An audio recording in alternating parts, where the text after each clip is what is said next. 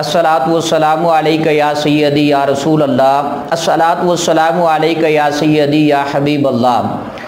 मुअज़्ज़ज़ सामीन कराम, अगर आपसे कोई बंदा ख़ातमुन नबिय्यीन के हवाले से सवाल करता है कि हुज़ूर अलैहिस्सलातु वस्सलाम ख़ातमुन नबिय्यीन हैं, कुरान से इसकी दलील पेश कीजिए।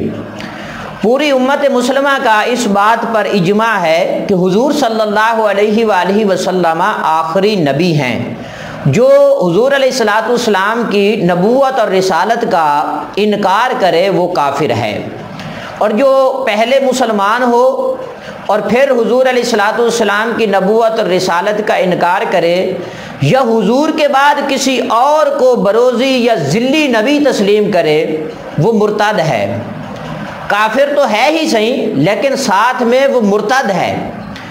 और अल्लाह रब्बुल इज़्ज़त ने अपनी लारैब किताब के अंदर सूरत अल अहज़ाब की आयत नंबर 40 में इरशाद फरमाया, मा कान मुहम्मदुन अबा अहदिम मिर रिजालिकुम वलाकिन रसूलुल्लाहि व खातमुन नबिय्यीन व कान अल्लाहु बिकुल्लि शैइन अलीमा। कि हुज़ूर नूर मुजस्सम शफ़ी मुअज़्ज़म सल्लल्लाहु अलैहि वसल्लम तुम्हारे मर्दों में से किसी के भी बाप नहीं हैं, हाँ अल्लाह के रसूल हैं और सब नबियों के पिछले, और अल्लाह सब को जानता है। तमाम नबियों की नबूवत को आप ख़त्म करने वाले हैं।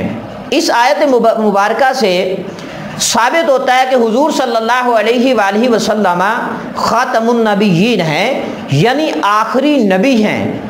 और नबूवत के सिलसिले के ख़त्म होने पर हुज़ूर अलैहिस्सलातु वस्सलाम मोहर हैं कि अब सिलसिला नबूवत और सिलसिला रिसालत जो है मुनक़ता हो चुका है। हुज़ूर के बाद ना कोई नबी आएगा ना रसूल आएगा।